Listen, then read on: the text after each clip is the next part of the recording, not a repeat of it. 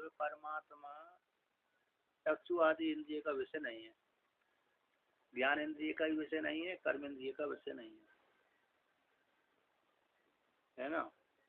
पश्च यहाँ पर यह सर्वज्ञ सर्वज्ञ, तो सर्वम जानाति सर्वज्ञ, तो विशेषण जानाति सर्वज्ञ इत्या। हाँ अच्छा अच्छा, चलिए यहीं से। हाँ, तो यहाँ पर कहते हैं नहीं तस्य मूलम अस्ति, तस् उस परमात्मा का कोई मूल कारण नहीं है जिससे अन्वित जात, जिससे वह परमात्मा अन्वित होता। अगर मूल है तो कोई उसका गोत्र आदि चलेगा, इसलिए उसका कोई मूल नहीं है। तो अन्वित यानी गोत्र है, तो जिससे अन्वित होता, इसलिए उस परमात्मा को कोई मूल नहीं है। अब आगे कहते हैं वर्णति इति वर्ण द्रव्य धर्म स्थूल आदया शुक्लत्व आदय होगा, ये वर्ण कहलाते हैं द्रव्य के जो धर्म है।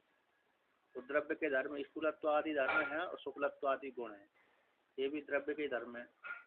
तो ये द्रव्य से भिन्न नहीं है, इसलिए ये जिसमें नहीं है स्थूलत्व आदि धर्म, जिसमें नहीं है शुक्लत्व अथवा शुक्लत्व आदि जो धर्म है वर्ण है रूप रंग आदि है, जिसमें नहीं है उसको बोलते अवर्ण। अविद्यमान वर्ण यस्य तद अवर्णम अक्षरम।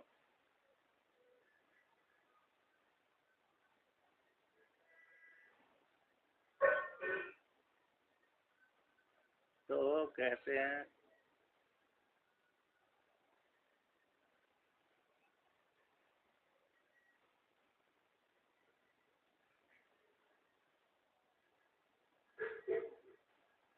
यहाँ पर वर्णन किया, तो कहते हैं जिसका यानी वर्ण नहीं है, विद्यमान अविद्यमान वर्ण यस्य, जिसके वर्ण विद्यमान नहीं है। वर्ण कौन से? द्रव्य के धर्म जो स्थूलत्व आदि है जिसमें नहीं है, अतः शुक्लत्व आदि जो धर्म जिसमें नहीं है उसको बोलते हैं अवर्णम अक्षरम। ऐसे अक्षर जो परमात्मा है कहते हैं वो, और परमात्मा वो कहते हैं अचक्षु श्रोत्रम, चक्षु से श्रोत्रम चैती चक्षु श्रोत्रम, नाम रूप विषय करने, नाम रूप को, नाम को विषय करने वाले, रूप को विषय करने वाले, ये दोनों करण है। सर्व जंतु नाम, सारे जंतुओं के चक्षु और श्रोत्र नाम और रूप को विषय करने वाले हैं। ते ये दोनों चक्षु और श्रोत्र जिसमें नहीं है, अविद्यमान यश है, जिसमें विद्यमान नहीं है, तद उसको बोलते हैं अचक्षु श्रोत्रम वाला परमात्मा। उसी में श्रुति प्रमाण देते हैं। आगे नवी श्रुति है उसी को यहाँ पर उदाहरण रूप से देते हैं। कहते हैं यह सर्वज्ञ सर्वज्ञ है, जो परमात्मा सर्वज्ञ, सर्वम जानाति सर्वज्ञ, विशेषण जानाति थी सर्वज्ञ, विशेष रूप से जानता है, इसी को सर्वज्ञ कहलाता है। इत्यादि ही चेतना वत्व विशेषणात्, इत्यादि जो विशेषण है चेतना वाले के विशेषण होने से प्राप्त संसारिणम चक्षुश्रोत्रादि भी कर्ण अर्थ साधकत्व। कहते हैं यह सर्वज्ञ सर्वज्ञ शब्द तो कैसे चेतन वाले पुरुष के विशेषण है, जो सर्वम जानाति सर्वज्ञ, विशेषण जानाति सर्वज्ञ। इत्यादि जो विशेषण दिए गए हैं वे चेतन वाले के विशेषण होने से, जैसे सामान्य जीवात्मा अरे संसार तो धर्म वाला है, चेतन वाला है, ज्ञान करने वाला, देखने वाला, सुनने वाला, विशेष से जानने वाला, सामान्य जानने वाला है, उसी प्रकार से संसारिक समान ये परमात्मा के भी होना चाहिए। जैसे संसारी जीव के श्रोत्र इंद्रियों, श्रोत्र चक्षु आदि इंद्रियों के द्वारा ज्ञान रूप आदि देखा जाता है, उसी प्रकार से सर्वम जानाति सर्वज्ञ, तो विशेषण जाने सर्वज्ञ, ये भी परमात्मा चक्षु आदि इंद्रियों के द्वारा ही जानना चाहिए, उसमें होना चाहिए। तो कहते हैं संसारीणाम इव चक्षु श्रोतादि भी, संसारी जैसे संसारी पुरुष के चक्षु श्रोतादि हैं, उसी के अनुसार कर्णों के द्वारा, सामान्य जीव जंतुओं के श्रोत्रादि कर्णों के द्वारा अर्थ की सिद्धि होती है, जिस प्रकार से सामान्य जीव की, उसी प्रकार से परमात्मा को भी होना चाहिए। ऐसे सामान्य व्यक्ति श्रोत्रादि इंद्रियों के द्वारा रूप का दर्शन करता है, चक्षु के द्वारा रूप देखता है, श्रोत्र इंद्रियों का श्रवण करता है, उसी प्रकार से परमात्मा को भी जानने वाला होने कारण उसमें भी चक्षु श्रोत्र आदि होना चाहिए। ऐसी प्राप्त हो जाने पर कहते हैं तद या अचक्षु श्रोत्रम इति वार्यते। अश्रोत्रम अश्रोत्र चक्षु, इस शब्द से इन दोनों का निषेध कर दिया। इस छठी मंत्र में है ना, अचक्षु श्रोत्रम, यहाँ पर इस वाक्य के द्वारा चक्षु इंद्रिय, श्रोत इंद्रिय, चक्षु शब्द से चक्षु और श्रोत इंद्रिय ने ज्ञान इंद्रिय का निषेध कर दिया और पाणिपाद आदि को लेकर के कर्म इंद्रिय को निषेध कर दिया। उसमें श्रुति उदाहरण देते हैं। जिस प्रकार से यहाँ पर परमात्मा के चक्षु श्रोत आदि का निषेध किया, ज्ञान इंद्रिय का निषेध कर दिया, उसी को पुष्ट करने के लिए उदाहरण देते हैं। पश्चात चक्षु से शृणोत्य करना इत्यादि इत्यादि दर्शनात्। पश्यति अचक्षु, बिना चक्षु के देखता है। स शृणोति करना, अकरना, शृणोत्य करना, कहते हैं बिना श्रोत इंद्रिय के श्रवण कर लेता है। ये श्वेतास्तर उपनिषद की श्रुति है। इत्यादि दर्शनात्। कठोपनिषद में, केवलोपनिषद में भी आती है, श्वेतास्तर उपनिषद में भी आती है, अन्य अन्य जगह भी आती है। तो दो उपनिषद में ये पश्चात चक्षु से शृणोत्य करना केवलोपनिषद और श्वेतास्तर उपनिषद में आती है विशेष रूप से। इस प्रकार से यहाँ पर श्रोत इंद्रिय, ज्ञान इंद्रिय का निषेध कर दिया। किंच और भी, जब ज्ञान इंद्रिय ही उसका परमात्मा में नहीं है, अभाव नहीं है, फिर ये कर्म इंद्रिय भी उसमें नहीं है। तद अपाणिपादम कर्म इंद्रिय रहितम इति तत् है। जब परमात्मा पाणिपाद से भी रहते हैं, अपाणिपाद वाला कहलाता है। कर्म इंद्रिय राहित्यत्वम, कर्म इंद्रिय से रहता है परमात्मा। यतः एवं अग्राह्यम अग्राहकम च ततो अतो नित्यम अविनाशी। कहता है जिस हेतु से वह अग्राह्य है, कर्म इंद्रिय न होने कारण वह ग्राह्य नहीं है। श्रोत इंद्रिय का अभाव होने से, स्थूल शरीर सूक्ष्म शरीर न होने से वह ग्राह्य भी नहीं है।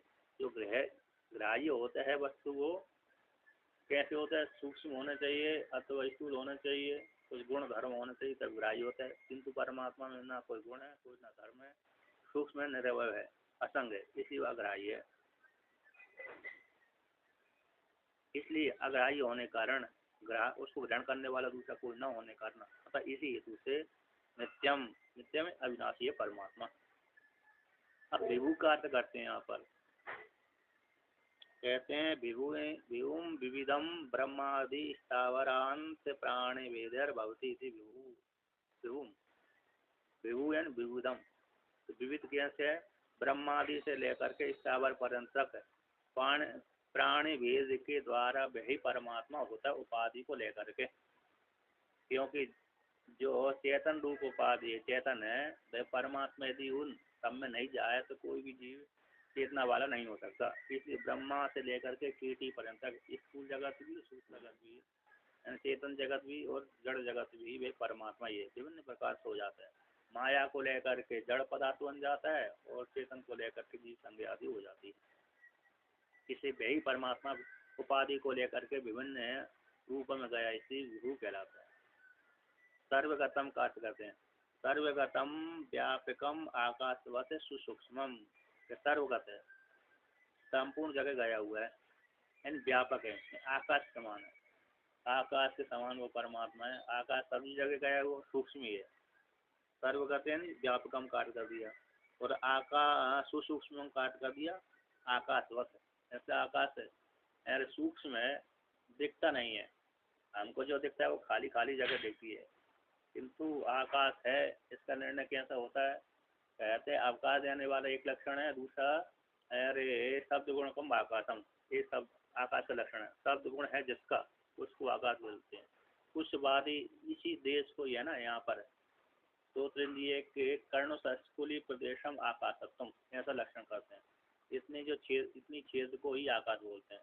ये जो महाकाश है खाली है, इस प्रकार से। तो आकाश समान सूक्ष्म है परमात्मा। अब आगे कहते हैं शब्दादि स्थूलत्व कारण रहितत्वात्।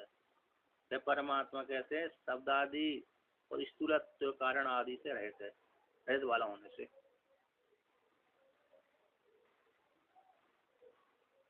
तो कहते हैं शब्दादि स्थूलत्व और कारण रहितत्वात्, शब्दादि स्थूलत्व के कारण से रहता है।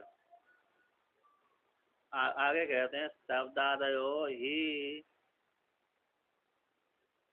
शब्दादयो ही आकाश वायु आदि नाम उत्तरोत्तरम स्थूलत्व कारणानि।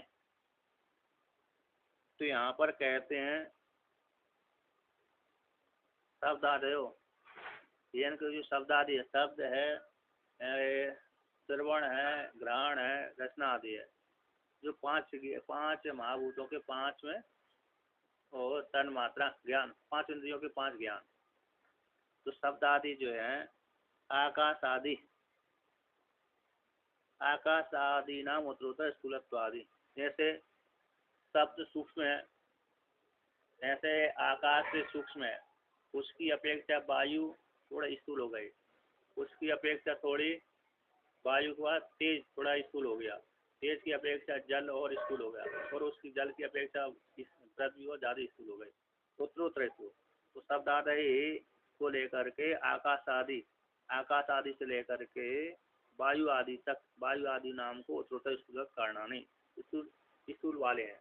अतः जो नीचे नीचे जाते हैं, यानी नीचे के ऊपर के वो कारण जो है वो सूक्ष्म हो जाते हैं, और कार्य स्थूल हो जाते हैं, है क्या नहीं। जैसे शब्द भी सूक्ष्म है, शब्द की अपेक्षा जो स्पर्श है थोड़ा स्थूल हो गया, तो उसकी अपेक्षा दूसरे गुण हो गए, वो स्पर्श हो गए।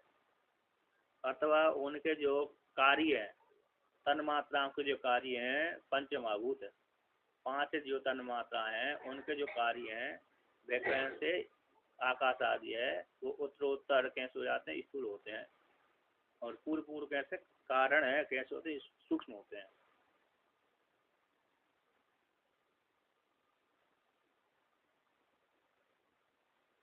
अब आगे कहते हैं तद अभावात सुसूक्ष्म, ये सारे जिसमें नहीं है, इसी हेतु से परमात्मा सुसूक्ष्म कहलाता है। सूक्ष्म से भी सूक्ष्म, सूक्ष्म से भी सूक्ष्म परमात्मा। किंच और भी तद अव्ययम उक्त धर्मत्वाद एव न वेति इति अव्ययम, वे परमात्मा अव्यय है। कहते हैं उक्त धर्म वाला, कहते हैं जी स्थूलत्वादि धर्म होने से तो वो व्यय हो जाता है, और जिसमें उक्त धर्म तो जिसमें नहीं है, न वेति इति अव्यय, स्थूलत्वादि धर्म जिसमें नहीं है उसको अव्यय कहते हैं। नहीं अनंगस्य सो अंग अपचय लक्षणों व्यय संभवती, कहते जो अंग है ही नहीं, जिसमें अंग है ही नहीं है, ऐसे उसका अपने अंग के अपचय लक्षण व्यय संभव उसमें नहीं है। मतलब उसमें अनंग है, अंग है ही नहीं है, तो उसमें व्यय आदि हो ही नहीं सकता।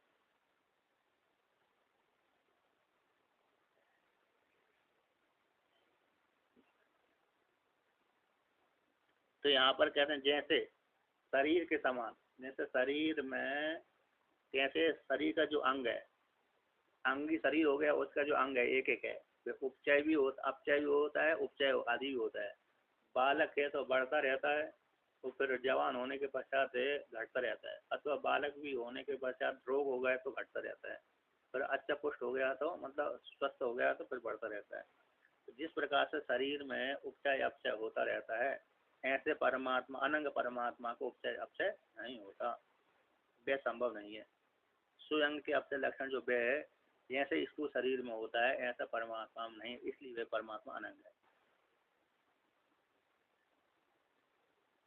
तो नापी कोश, कहते कोश से अपचय उपचय अपचय हो जाए, जैसे पंचकोश हैं, प्राणमय अन्नमय कोश, प्राणमय कोश, मनोमय कोश, विज्ञानमय कोश, आनंदमय कोश, ये पांच कोशों से रहते हैं।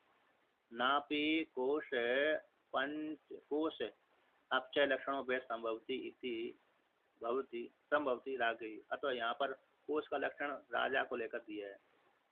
कहते पहला उदाहरण दिया है परमात्मा अंग को, अंग के द्वारा अपचय हो जाए परमात्मा का, अनंग है परमात्मा, इसलिए अंग के द्वारा भी उसका उपचय अपचय नहीं होता।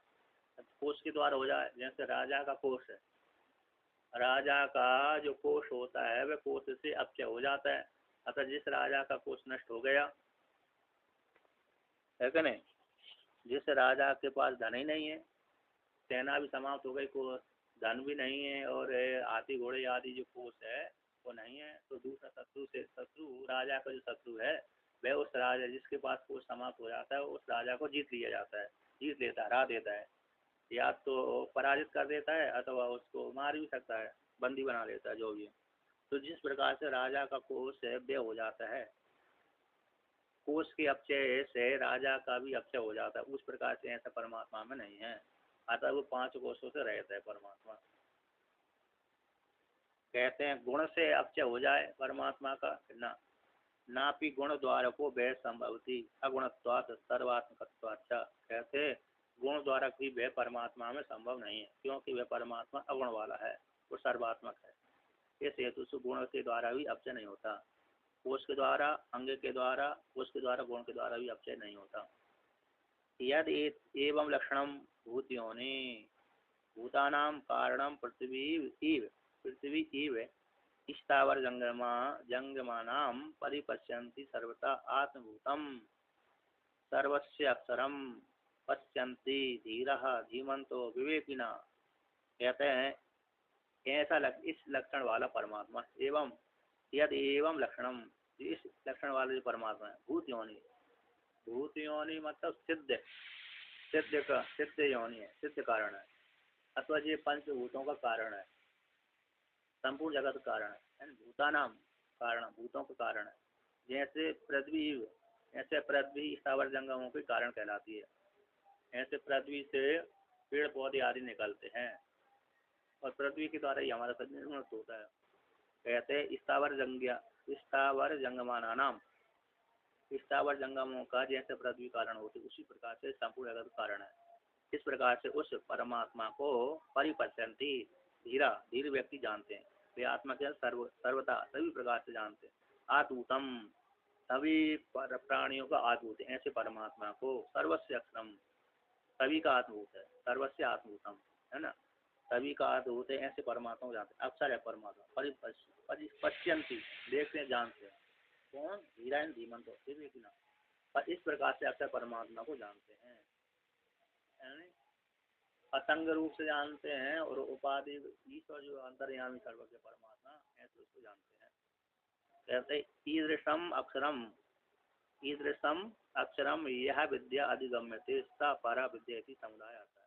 इस प्रकार के अक्षर को जिस विद्या के द्वारा जाना जाता है, आप लोग साक्षात्कार कर लिया जाता है, सब है परा विद्या, उस विद्या को परा विद्या कहते हैं। इस वाक्य का समुदाय अर्थ हो गया, जिस अक्षर के द्वारा, जिस विद्या के द्वारा जानी जाती है वो अक्षर परमात्मा जान लिया जाता है ना। जिस विद्या के द्वारा इस प्रकार के अक्षर परमात्मा को जान लिया जाता है, उस विद्या को पर विद्या कहते हैं।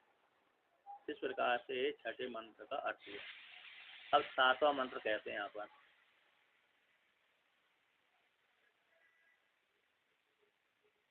यथोर्णनाभि सृजते गृह्णते च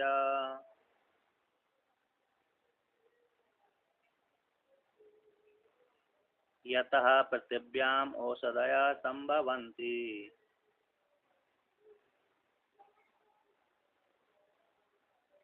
यतः ततः पुरुषास्य केशलोमानि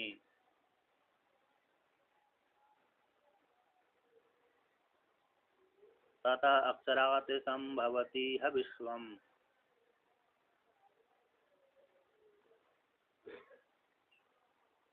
तो यहाँ पर कहते हैं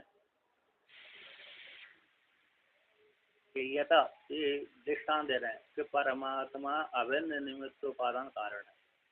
जो परमात्मा है, ईश्वर है, निर्गुण निराकार परमात्मा जब माया को लेकर स्वीकार कर लिया जाता है तो अभिन्न निमित्त उपादान कारण कहलाता है। ऐसे जो परमात्मा, इसी तो 5, 1, 2, 3, 4 उदाहरण देते हैं।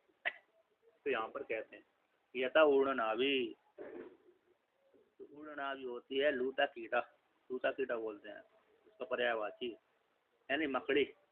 जैसे ऊर्णनाभि यानी मकड़ी अपने शरीर से ही लार के द्वारा जाला बनाती है।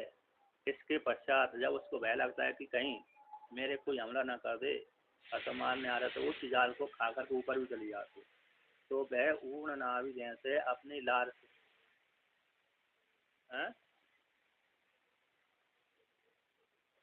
ऊर्णनाभि और लूता कीट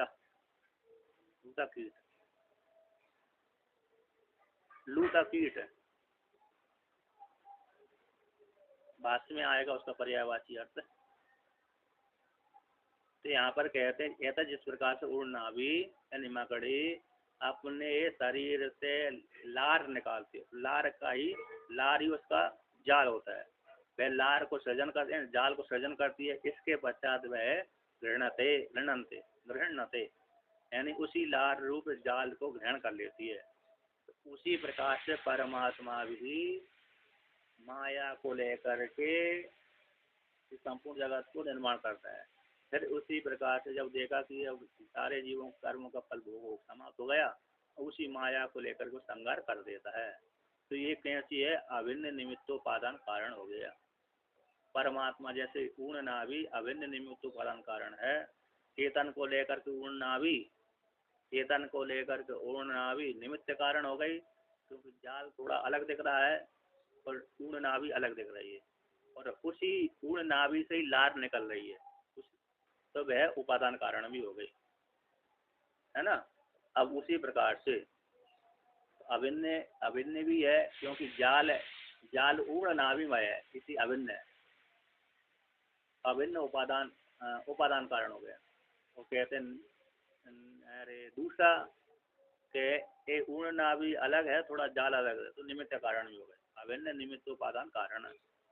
अब ये दृष्टांत हो गए। अब दृष्टांत कैसे घटाएंगे, कहते हैं माया को लेकर के ईश्वर, माया को लेकर के ईश्वर संपूर्ण जगत बना हुआ है, पृथ्वी जल तेज वायु आकाश बना है, इसलिए परमात्मा रूप ईश्वर उपादान कारण हो गया। अब जीव को लेकर के ये ब्रह्म रूप ईश्वर निमित्त कारण हो गया। जीव अलग है और जो जड़ जगत अलग दिख रहा है, तो ये निमित्त कारण हो। जैसे कुम्हार घट को बनाता है, तो कुम्हार अलग है, घट अलग है, तो निमित्त कारण हो, मृत्यु का उपादान कारण है। तो यहाँ पर तो दो है, तो यहाँ पर कैसे ऊर्ण नाभि से एक होते ही दोनों प्रकार से निमित्त और उपादान कारण बनती है। उसी प्रकार से ईश्वर माया को लेकर के उपादान कारण हो गया, चेतन को लेकर निमित्त कारण। इसी ईश्वर ही दो रूप में गया, अभिन्न भी है निमित्त भी है, अभिन्न निमित्त उपादान कारण। तो एक उदाहरण हो गया। दूसरा उदाहरण कहते हैं जैसे यतः पृथिव्याम औषधया समूहती, जैसे पृथ्वी से औषधियाँ निकलती हैं, उसी प्रकार से परमात्मा से जगत सृजित होता है। परमात्मा ने ही जगत का सृजन किया है, परमात्मा से जगत की उत्पत्ति होती है। दूसरा उदाहरण देते हैं, यहाँ पर कहते हैं ये समान हो गया। यहाँ पर कहते हैं पृथ्वी से औषधि आदि उत्पन्न होती है, फिर बाद में पृथ्वी में जाकर लीन हो जाती है। अब थोड़ा समान रूप से जो दृष्टांत है, अब व्याधिकरण में दृष्टांत देते हैं। कहते यथा जिस प्रकार ततः पुरुषार्थ के श्लोमाने, जैसे विद्यमान, तथा यानी विद्यमान जीवित पुरुष से, कहते पुरुष से शब्द जीवित विद्यमान भी है और पुरुष से, तो कहते हैं पुरुष तो शब्द अरे कैसा है, तो है लेकिन मुर्दा भी हो सकता है, जब जीवित पुरुष से, तो जीवित पुरुष से विद्यमान और जीवित पुरुष से केश लोमान जैसे होते हैं, और उससे जो व्याधि दूसरे प्रकार से, मतलब केश लोमा केश काट दिया तो दर्द नहीं होता, हम अपने शरीर को काटेंगे तो दर्द होगा, किंतु केश और लोमों को काटेंगे तो दर्द नहीं होगा। तो इस प्रकार से तो उस विद्यमान तो भिन्न प्रकार का जगत भी उत्पन्न होता है परमात्मा से, ठीक है नहीं, कैसा होता है भिन्न प्रकार का। तो दोनों प्रकार से विलक्षण, तो यहाँ पर क्या है विलक्षण शब्द दिया, विलक्षण जगत उत्पन्न होता है परमात्मा। समान लक्षण वाला तो औषधियाँ हो गई, समान लक्षण वाली कैसे हो गई, औषधियाँ हो गई। जैसे पृथ्वी से औषधियाँ उत्पन्न होती है समान लक्षण वाली, और विलक्षण वाली पुरुष अलग लक्षण वाला है और केश लोमानी अलग लक्षण वाले हैं, तो विलक्षण जगत उत्पन्न होता है। अब आगे कहते हैं ये दृष्टांत है, तथा उसी प्रकार दाष्टान में घटाते हैं। अक्षरात संभवती है विश्वम, संसार मंडल में, ब्रह्मांड मंडल, संसार मंडल है ब्रह्मांड मंडल में है संपूर्ण जगत उत्पन्न हुआ उस परमात्मा से, अक्षर रूप परमात्मा से अधिष्ठान रूप परमात्मा में, अक्षर रूप परमात्मा से अधिष्ठान रूप परमात्मा में संसार मंडल में से विश्व उत्पन्न हुआ, अतः उस परमात्मा से उत्पन्न हुआ। तो अनेक दृष्टांत क्यों दिए, अनेक दृष्टांत इसलिए दिए कि यहाँ पर सुखपूर्वक बोध कराने के लिए कई दृष्टांत दिए, तो साधक को शीघ्र ही बोध हो जाए, सुखपूर्वक भी बोध हो जाए। अब भगवान भाष्यकार इसका व्याख्यान करते हैं। भूत योनिर अक्षरम इति उत्तम, है परमात्मा भूत योनि है, ऐसा पहले वर्णन किया गया है ना। भूत योनि अक्षरम परमात्मा इति उत्तम, तत् कथम भूत योनित्वम इति उच्यते, परमात्मा कैसे भूत योनि है, जगत का कारण है। तो इति ऐसी प्राप्ति हो जाने पर कहते हैं प्रसिद्ध दृष्टांत है, प्रसिद्ध दृष्टांत विधारों का वर्णन करते हैं। इस प्रकार से परमात्मा जगत का कारण है। तो यथा लोके प्रसिद्धम, जैसे लोक में प्रसिद्ध है।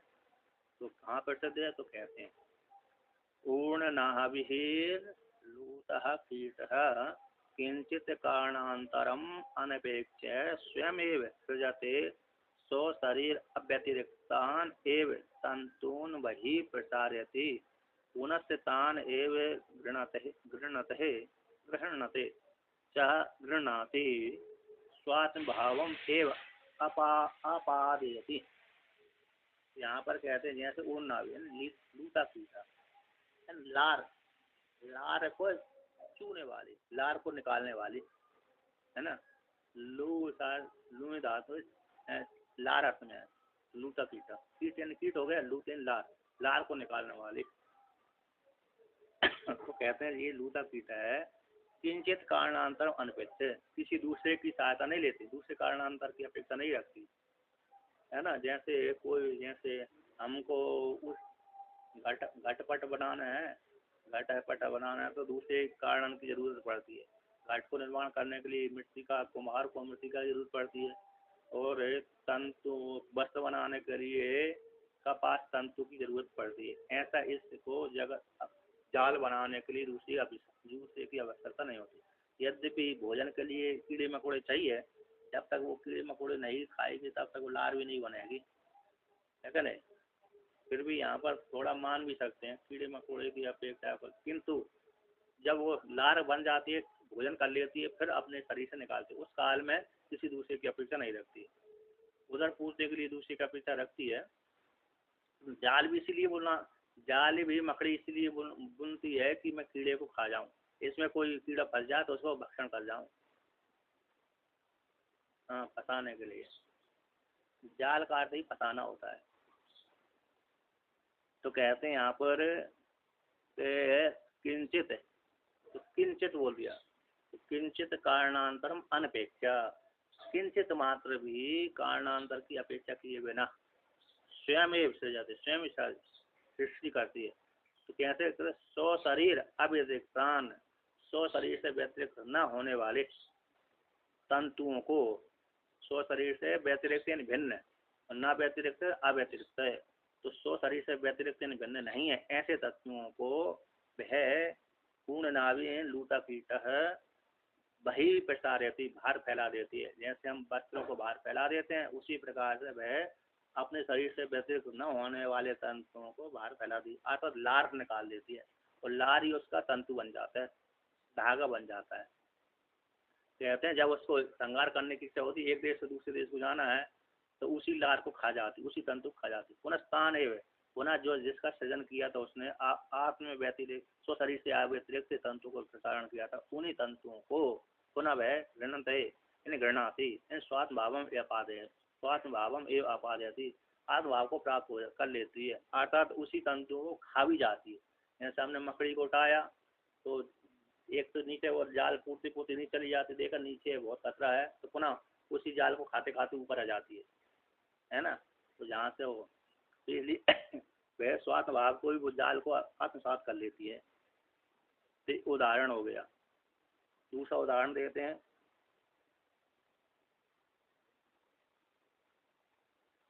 यहाँ पर टीकाकार ने लिखा न ब्रह्म कारणांतरम साय शून्यत्वात्, ब्रह्म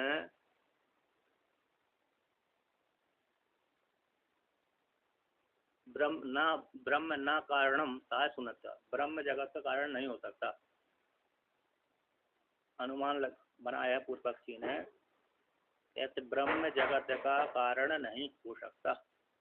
क्यों, सहाय शून्यत्वात्, जैसे कुमार तो सहायता को लेकर के ही जगत का घट का निर्माण करता है, ऐसे उसी प्रकार से ब्रह्म का कोई सहायक नहीं है, इसलिए ब्रह्म का कोई सहायक न होने से जगत का कारण नहीं हो सकता। कुलाल मात्र बद, कुलाल मात्र के समान स्थिति। तो कहते जो दृष्टांत दिया है, अनुमान किया है पूर्व पक्षी ने, ये एकांतिक अनुमान नहीं है। तो पूर्ण नाभि दृष्टांत के द्वारा इसका इस अनुमान का खंडन हो जाता है। पूर्ण नाभि जैसे किसी दूसरे की सहायता को लिए बिना ही क्या कर देती है, जगत का निर्माण कर देती है, उसी प्रकार से परमात्मा भी जगत का निर्माण कर देता है।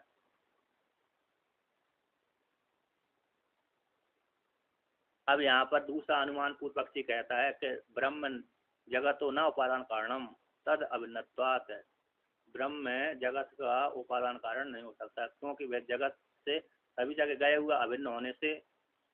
तो कहते हैं स्वरूप से ही, जैसे स्व का स्वरूप है, स्व का स्वरूप है, उसका उपादान कारण नहीं होता, स्व के स्वरूप में समान अभिन्न रहता है, उसी के समान। कहते ये अनुमांतर का भी कैसे एकांतिक नहीं है, तो इसी हेतु से अनेकांतिक होने के कारण कहते यथा, इस प्रकार से उदाहरण देते हैं कि यथा च पृथिव्याम एक औषधयो बृहि आदि स्थावरांतः इति अर्था।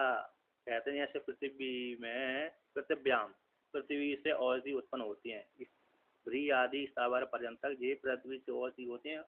कहते हैं स्वात्म व्यतिरिक्त, स्वात्म से स्व की अभिन्न नहीं होती हैं। कैसी होती हैं? पृथ्वी में औषधि उत्पन्न होती है, किंतु वह पृथ्वी से उत्पन्न होती हैं और पृथ्वी ही उनका उपादान कारण होती है औषधि आदि को, है क्या नहीं? औषधि आदि, औषधियाँ जो औषधियों और वनस्पतियों का लक्षण अलग होता है। जो औषधियाँ किसको बोलते हैं? कहते हैं जो एक बार फल देकर नष्ट हो जाए उसको औषधि बोलते हैं। जो बार बार फल देते हैं उनको वनस्पति कहते हैं। तो बार बार फल देने वाले को वृक्ष कहते हैं, और एक बार फल देने वाले को गेहूँ चावल धान जो है किसान फसल बोलता है, वो फसल को औषधि बोलते हैं, क्योंकि एक बार फल दे करके काट ली जाती है। तो एक बार देकर के नष्ट हो जाए उनको औषधि कहते हैं, बार बार फल देते हैं उनको वनस्पति कहते हैं। तो जैसे पृथ्वी में औषधि है बृहि आदि स्थावर पर्यंतक, ये सारी उसी पृथ्वी से उत्पन्न होती हैं। उसी प्रकार से पृथ्वी इन सबका उपादान कारण है औषधियों की, उसी प्रकार परमात्मा भी संपूर्ण जगत का उपादान कारण है। अब आगे कहते हैं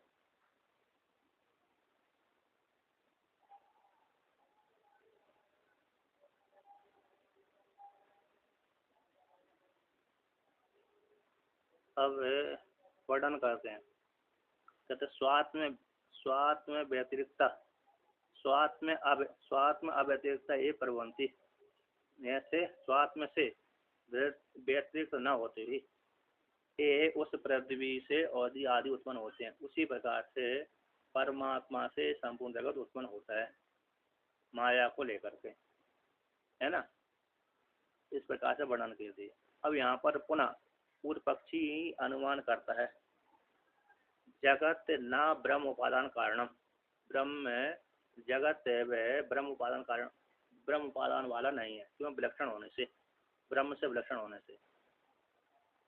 यानी जो जगत दिख रहा है, जो हमारे सामने जगत दिख रहा है, वह जगत है ब्रह्म उपादान कारण वाला नहीं है, क्योंकि ब्रह्म से जगत विलक्षण होने से। कहते जो जो विलक्षण होता है वह उपादान कारण वाला, वह उसका उपादान कारण नहीं होता। तो जैसे उदाहरण दिया यथा घटो न तंतु उपादान कम इत्यर्थ, ऐसे घट की उत्पत्ति तंतु से नहीं होती, तंतु की उत्पत्ति घट से नहीं होती, क्योंकि तंतु और घट में विलक्षण है। उसी प्रकार से है ब्रह्म तो चेतन है और जगत जड़ है, तो कैसे इस ब्रह्म में जगत जड़ का उपादान कारण हो सकता है? अतः ही जगत है ब्रह्म उपादान कारण वाला नहीं है, ऐसा पूर्व पक्षी ने कहा। जैसे इस ग्रंथ के व्यभिचार को लेकर कहते हैं ना, ऐसी बात नहीं है। तो देखो विलक्षण भी उत्पन्न करता है, परमात्मा से विलक्षण होता है। उदाहरण देते हैं तो दूसरा दृष्टांत के द्वारा जो विलक्षण पूर्व पक्षी ने हेतु दिया कि ब्रह्म में जगत को उत्पादन कारण नहीं है, क्यों? विलक्षण जगत होने से, ये हेतु दिया है। तो ये हेतु न होकर अनाकांतिक हेतु है, तो उसमें व्यभिचार दिखलाते हैं। हेतु में कैसे कहलाते हैं? व्यभिचार दिखलाते हैं। देखो इस प्रकार से जगत भी विलक्षण शरीर से विलक्षण चेतन से विलक्षण वस्तु की उत्पत्ति होती है। तो उदाहरण देते हैं यथा च सतो विद्यमानात् जीवतः पुरुषात् केशलोमानि केशाश्च लोमानि च इति केशलोमानि संभवन्ति विलक्षणानि। कहते यथा जिस प्रकार से विद्यमान जीव से, विद्यमानात् जीवात जीवता, जीवत विद्यमान का अर्थ कहती है सतैन विद्यमान, विद्यमान है जीवित है, जीवित पुरुष से अथवा पुरुष कहते जीवित से, जीवित पुरुष से केश लोमाने, केशश्च लोमान से केश लोमान, केश लोमान उत्पन्न होते हैं। क्योंकि चेतन जीव तो कैसा है, यदि उसका अंग काटेंगे तो दर्द होगा, किंतु केस काट देंगे, नाखून काट देंगे तो बिल्कुल भी दर्द नहीं होगा। तो विलक्षण जो केस है, नाखून है, तो विलक्षण उत्पन्न होते हैं उसी जीवित शरीर वाले पुरुष से। उसी प्रकार से पूर्व पक्ष ये कह रहा था ब्रह्म जगत का उपादान कारण नहीं हो सकता, क्यों विलक्षण होता है, किंतु यहाँ पर भी विलक्षण चेतन से केश लोमान उत्पन्न होते हैं। कहते हैं इस प्रकार से वर्णन किया।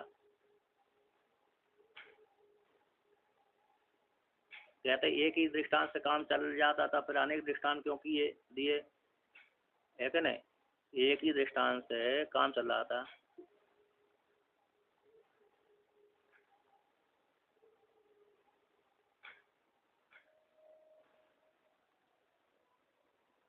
तो कहते यहाँ पर यतः एते दृष्टांता तथा विलक्षणम सलक्षणम च निमित्तांतर अनपेक्षत्वात् यथोक्त लक्षणात् अक्षरात् संभवति समुत्पद्यते यह संसार मंडले विश्वम समस्तम जगत है। तो यहाँ पर कहते हैं यथा एते जो दृष्टांत दिए गए परमात्मा में परमात्मा को बोध कराने के लिए। कैसे? परमात्मा एक अस्मिन, एक परमात्मा को बोध कराने के लिए इस प्रकार से कुछ सलक्षण वाले दृष्टांत दिए गए, कुछ विलक्षण वाले दृष्टांत दिए गए। कहते सलक्षण और विलक्षण में भेद हो जाएगा ना। कहते यहाँ पर कहते हैं इस प्रकार से जो दृष्टांत है सलक्षण वाले और विलक्षण वाले। सलक्षण वाले कैसे? सलक्षण हो गया पृथ्वी से औषधि उत्पन्न हो गई, विलक्षण कौन हो गया? पुरुष से केशलोमन उत्पन्न हो गया, वो निमित्तांतर की अपेक्षा पूर्ण नाभि हो गई। कुछ सलक्षण वाले दृष्टांत है, कुछ विलक्षण वाले दृष्टांत है, कुछ निमित्तांतर की अपेक्षा की बना पूर्ण नाभि, ऐसे इत्यादि निमित्तांतर अनपेक्ष होने से यथोक्त लक्षण से ऐसे लक्षण वाले पुरुष अक्षर परमात्मा से संपूर्ण जगत उत्पद्यते समुत्पद्यते यह संसार मंडले, यह संसार मंडल में संपूर्ण जगत उत्पन्न होता है परमात्मा से, अक्षर परमात्मा। कुछ सलक्षण वाला परमात्मा जगत उत्पन्न होता है, कुछ विलक्षण वाला कुछ अभिन्न निमित्त उपादान कारण वाला जगत उसी परमात्मा से होता है। और मतलब अभिन्न निमित्त उपादान कारण जगत, अभिन्न निमित्त उपादान कारण परमात्मा इस जगत का कारण है। उपादान कारण परमात्मा है, अभिन्न भी है और निमित्त भी है, लक्षण वाला भी है और विलक्षण वाला भी है।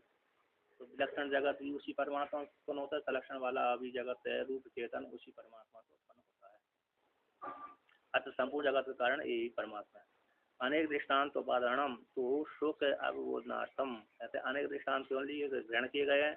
अनेक दृष्टान्त का उपादान यानी ग्रहण करना, संग्रह करना, ग्रहण किया ना, आदान ग्रहण किया गया है, संग्रह किया गया। क्यों किया गया? कहते हैं सुख अवबोधनार्थम, सुख पूर्वक है, साधक को अच्छी प्रकार से सरलता पूर्वक बोध हो जाए, इसलिए अनेक दृष्टान्तों को श्रुति ने दिया गया है। सुख पूर्वक, सुख पूर्वक अवबोध करने के लिए, अवबोधन करने के लिए, बोध कराने के लिए ये अनेक दृष्टान्तों को ग्रहण किया गया, संग्रह किया गया, ग्रहण किया गया। अब यहाँ पर आगे कहते हैं यद ब्रह्मणा उत्पद्यमानम विश्वम तद अनेन क्रमेण उत्पद्यते। कहते हैं जो ब्रह्म से उत्पद्यमान विश्व है, ब्रह्म से उत्पन्न हुआ है विश्व, वह अनेन क्रमेण उत्पद्यते, इस क्रम से उत्पन्न होता है। इस जगत है इस अनेन क्रमेण उत्पन्न, इस क्रम से उत्पन्न होता है। कहते हैं वो ब्रह्म से जो जगत उत्पन्न होता है कि इस क्रम से उत्पन्न होता है अथवा बेर के समान हो जाता है, बेर के समान उत्पन्न नहीं होता, क्रम से उत्पन्न होता है। न युगपद बदरम बदर मुष्टि प्रक्षेपवत इति। कहते जगत क्रम से उत्पन्न होता है, किंतु जैसे हमने किसी अरे वो मांगने आया तो अनाज मांगने के लिए आया, भिक्षा मांगने वाला, तो हमने उसे अनाज को, भिक्षा को अथवा अनाज को मुट्ठी भर करके उसके झोली में डाल दिया। अथवा बेर बेर है तो बेर जो रखे थे किसी को खाने के लिए देना था, तो हमने मुट्ठी भरी बेरों की, तो मुट्ठी भर कर बेर की मुट्ठी भर करके उसको दे दिया, हाथ में दे दिया, अथवा उसकी झोली में डाल दिया, तो ले इसको खा लो। तो जिस प्रकार से बेरों को मुट्ठी भर करके एक साथ दे दिया जाता है, हजारों लाखों जितने भी मुट्ठी में आएंगे उतने सारे एक साथ दे दिए जाते हैं। ये उसी क्रम से जगत उत्पन्न हुआ कि ना, इस क्रम से उत्पन्न हुआ जगत। युगपत यानी एक साथ है, बदर मुष्टि प्रक्षेप के समान जगत उत्पन्न नहीं हुआ। तो कहते जब क्रम से उत्पन्न हुआ तो वो क्रम वर्णन करना चाहिए। क्रम नियम विवक्षार्थम अयम मंत्र आरभ थे, क्रम के नियम की विवक्षा करने के लिए, क्रम के अर्थ को बोध कराने के लिए है मंत्र आरभ्य थे, आरम्भ किया जा रहा है, बोध कराया जा रहा है, दिया जा रहा है। तो इस क्रम से जगत की उत्पत्ति हुई। ऐसे परमात्मा ने सबसे पहले इस जगत का निर्माण किया। सबसे पहले परमात्मा निर्गुण निराकार था। योग वासिष्ठ कार्य कहते हैं कि निर्गुण निराकार परमात्मा जैसे समुद्र निर्गुण निराकार था, सोया हुआ था, अपने स्वरूप में सोया हुआ था। भूमा कस्मिन प्रतिष्ठा थे, स्वयं महिमनि प्रतिष्ठिता, अपने महिमा में प्रतिष्ठित है। ऐसा भूमा रूप परमात्मा अपने स्वरूप में सोया हुआ था। अब उसने देखा तो कहते उसमें सबसे पहले हम की कल्पना हुई। योग वासिष्ठ कार्य में याद आता है कि सबसे पहले ब्रह्म ने हम की कल्पना कर, और जैसे ही हम स्वीकार किए उसी काल में वो माया आ गई। तो माया आते ही उसकी ईश्वर संज्ञा हो गई। फिर उस ईश्वर संज्ञा रूप परमात्मा ने फिर पंचभूतों का निर्माण करके हिरण्यगर्भ की उत्पत्ति करी। हिरण्यगर्भ का सुशरीर अभिमानी, फिर स्थूल शरीर अभिमानी भाई हिरण्यगर्भ विराट बन गया, क्योंकि सुशरीर भी बिना स्थूल शरीर के नहीं रह सकता। तो वही ईश्वर जो सर्वज्ञ ईश्वर था, हिरण्यगर्भ में प्रवेश करके चेतन होकर के विराट में गया, तो वो विराट संज्ञा उसकी हो गई। तो विराट होकर के फिर संपूर्ण जगत का निर्माण उसने किया। एक ही ईश्वर रूप ब्रह्म की ये संज्ञा हो जाती है। उपाधि को लेकर के विराट हो गए, उपाधि को लेकर हिरण्यगर्भ हो गए, उपाधि को लेकर अव्याकृत हो गया। अब उसी को यहाँ पर मंत्र कहते हैं। तपसा चीयते ब्रह्म ततो अन्नम अभिजायते, अन्नात् प्राणो मनः सत्यम, लोकः कर्मसु चामृतम्। तो यहाँ पर कहते हैं उस परमात्मा से ये जगत उत्पन्न हुआ। कहते हैं तपसा ज्ञान रूप के द्वारा, ब्रह्म चीयते उपचीयते, उत्पादी सदम, उत्पादी सद, उत्पादन करने की इच्छा से। ऐसे ब्रह्म में सबसे पहले ब्रह्म सोया हुआ था, तो सोया हुआ था समुद्र के समान शांत था। उस काल में थोड़ी सी हम की खुलना हुई योग वशिष्ठ के अनुसार। उसी प्रकार से ब्रह्म में उच्छून्नता को प्राप्त हुआ। तो जैसे उच्छून्नता थोड़ा फूला हुआ, चीयते उपचीयते, उत्पादन करने की इच्छा से थोड़ा हलचल हुई। क्या हुई? थोड़ी हलचल, है ना, होते हैं ना कभी कभी हलचल हो जाती है आपको। ऐसे शांत बैठे हुए हैं तो थोड़ी कहीं से आवाज आ गई तो हाँ कुछ आ रहा है, तो थोड़ा तो इधर उधर देख लिया जाता है। उसी प्रकार से जीवों के कर्मों को फल भुगाने के लिए शांत परमात्मा में थोड़ी हलचल हुई। उसी हलचल को ही बोलते हैं चीयते, ब्रह्म चीयते, थोड़ा उच्छुनता हुआ। इसके पश्चात उच्छुनता जब प्राप्त हुआ तो थोड़ा ऊपर आगे हुआ जीवों कर्मों को भोग करने के लिए। भाई जब उच्छूनता हुआ तो उच्छून वाला परमात्मा उसने सर्वज्ञ ईश्वर ने, उच्छूनता होते ही सर्वज्ञ ईश्वर संग हो गए। जब तक उच्छूनता नहीं थी तब तक निर्गुण निराकार परमात्मा था। जब उच्छूनता हो गई, थोड़ा सा हलचल हो गई, उसी समय सर्वज्ञ ईश्वर हो गए। उस सर्वज्ञ ईश्वर के द्वारा उससे ब्रह्म से, उच्छूनता वाले सर्वज्ञ ईश्वर से अन्नम अभिजायते, अव्याकृत रूप जो अन्न है, सुसुप्ति अभिमानी है। अरे जो आपने अनाज है ना, अनाज आपके घर में, तो अनाज को थोड़ा पानी में डाल दिया, थोड़ी सी हलचल हुई उसमें, क्या भाई थोड़ी सी खुल जाता ना। हाँ थोड़ी सी, जैसे पानी में भिगो दिया, नवरात्रि तो चल ही रही थी, आपने द्वारे बोए होंगे, तो तब से जो पानी में डाल करके मिट्टी के साथ थोड़ी छूनता हुई थोड़ा फूला, तो फूलते ही थोड़ी देर फूलने के पश्चात सर्वज्ञ ईश्वर हो गया वो। फिर इसके पश्चात उसी से फिर थोड़ी देर के पश्चात फिर क्या हो गया, अव्याकृत अन्न की उत्पत्ति हुई, अंकुर हुआ गया। फिर थोड़ी बार अगल अलग संज्ञा हो गई, वो अलग संज्ञा होती उसकी अन्न यानी अव्याकृत संज्ञा हो गई। तो पहले तो थोड़ा सा फूला था, फूलते ही बाद में फिर एक अंकुर फूट गया, थोड़ी और आगे बढ़ती हुई, है क्या नहीं? समझ में आ रहा है ना? मतलब वृक्ष थोड़ा फल बीज है, बीज में थोड़ा सा पहले हलचल होती है, इसके पश्चात फिर बाद में फिर अंकुर फूट जाता है थोड़ी देर के बाद। उसी प्रकार से ब्रह्म में सबसे पहले हलचल ही कुछ चुनता हुई, हलचल हुई, है ना? हाँ, फल फूल गया, उपचीयत हो गया, उपचीय वृद्धि। तो इसके पश्चात उसी सर्वज्ञ ईश्वर से अव्याकृत सुसुप्ति अभिमानी देवता, सुसुप्ति का अभिमानी जो कारण है महामाया, माया तत्व है, उस रूप अन्न की उत्पत्ति हुई।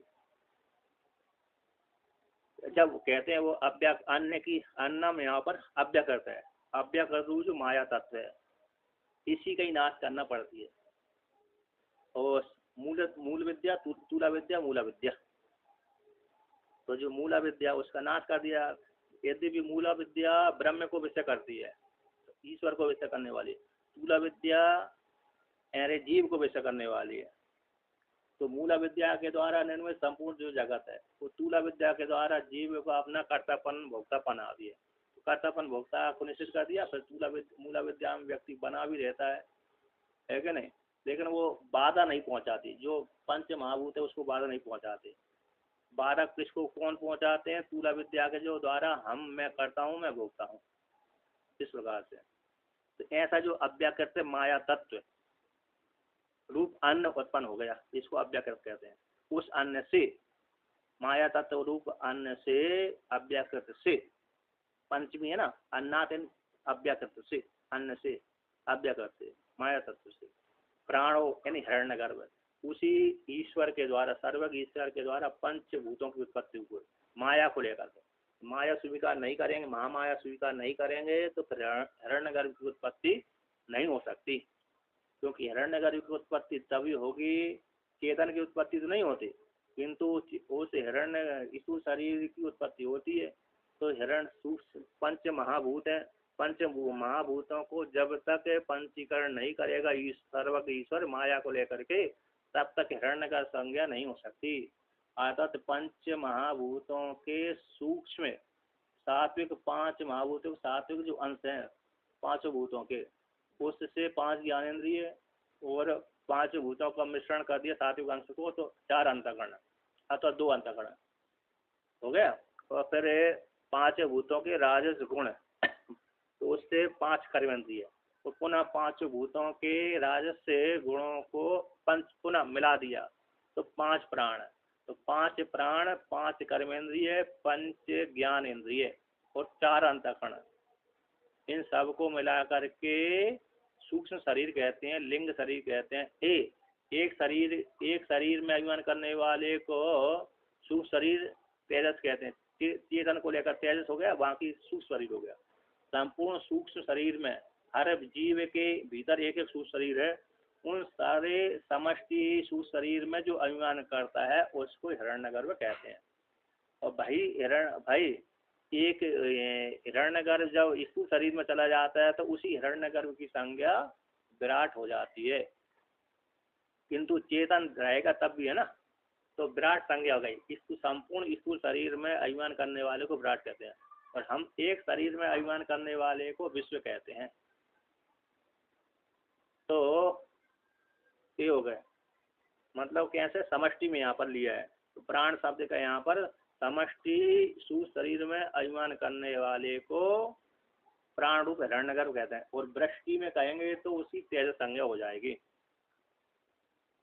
इसके पश्चात हिरण्यगर्भ से फिर वो हिरण्यगर्भ स्थूल शरीर में गया तो विराट संज्ञा, और विराट फिर संपूर्ण जगत का निर्माण करता है।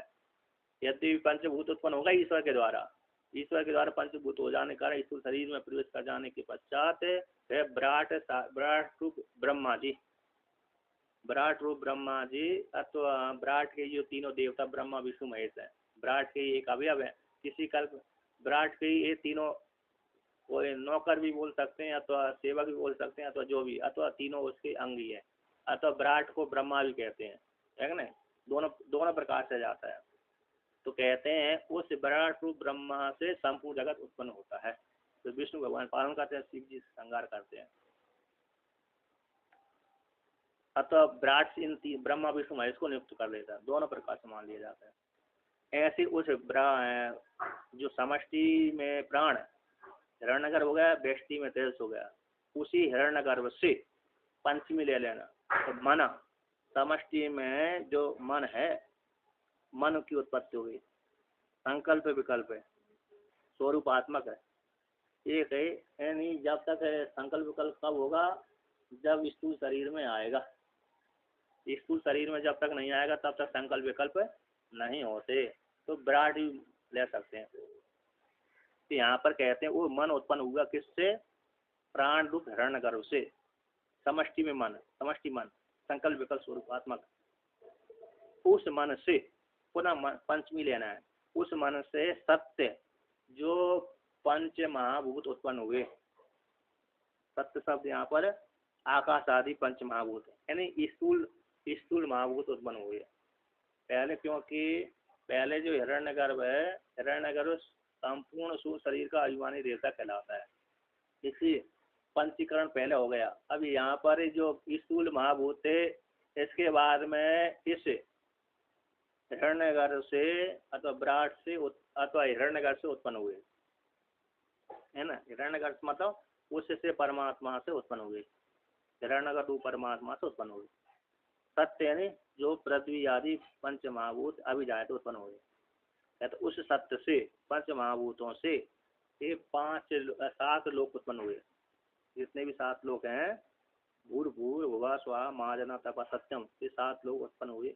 किसके क्रम, अंडादि क्रम से, ब्रह्मांड क्रम से, है ना, अंड क्रम से उत्पन्न हुए। कहते हैं उस लोकों में, उन लोकों में जीव मनुष्य आदि रहते हैं। तो ब्राह्मण क्षत्रिय वैश्य शूद्र मनुष्य रहते हैं, जीव जंतु रहते हैं, देवता रहते हैं, राक्षस, वे कर्म करते हैं और कर्म के अनुसार वर्ण और आश्रम आदि के अनुसार वो कर्म करते हैं, उनमें कर्म होते हैं। और कर्म के जब कर्म होते हैं तो कर्मों में ऐसे जब कर्म करेंगे तो कर्मों के द्वारा अमृत रूप फल की प्राप्ति होगी। कर्मों के द्वारा उन कर्मों को निमित्त बना करके अमृत रूप फल की प्राप्ति होती है। कर्म से उत्पन्न होने वाले फल की प्राप्ति होती है, वे अमृत कहलाता है। कहते हैं वे कर्म जब तक क्षय को प्राप्त नहीं होते तब तक उनका फल भी नष्ट नहीं होता। जब तक रीति मतलब अवश्य में भोक्तव्यम कर्तम कर्म शुभाशुभम, तो जब तक व्यक्ति शुभ अथवा अशुभ कर्म के फल को नहीं भोग लेता तब तक वह कर्म और कर्म का फल बना ही रहता है, इसलिए वे अमृत कहलाता है। चाहे कितने ही कल्प बीत जाए, कितने ही जन्म ले लें, तो बना ही रहता है।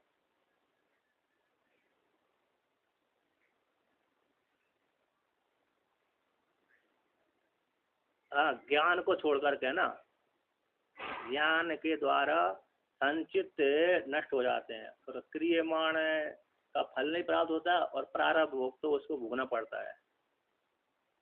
ज्ञान के द्वारा संचित तो एक विशेषता दे दी जाती है, जैसे सामान्य व्यक्ति एक मार्ग से जाएंगे, विशिष्ट व्यक्ति दूसरे मार्ग से चले जाते हैं,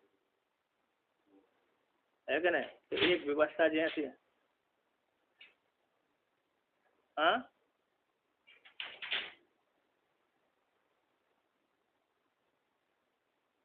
प्रारब्ध उसका भोग के द्वारा ही क्षय होता है।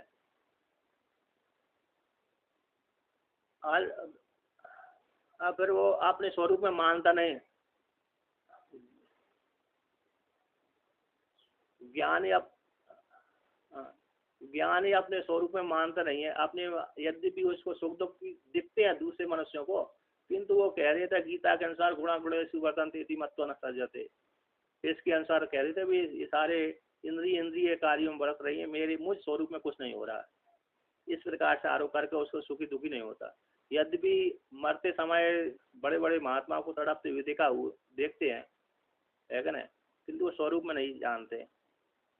जब भी उनका दर्द हो रहा है उस काल में तो चिल्लाते ही रहेंगे, लोग आगे देखते रहेंगे, ये महात्मा होने के पश्चात चिल्लाना, कैसे ज्ञानी हो जाएंगे। ठीक है, मर रहे हैं और शरीर छूट रहा है, बहुत तड़प रहे हैं, कैसे ज्ञानी हो सकते हैं। जैसे वो उनका ज्ञान बना ही रहता है, ज्ञान नष्ट है।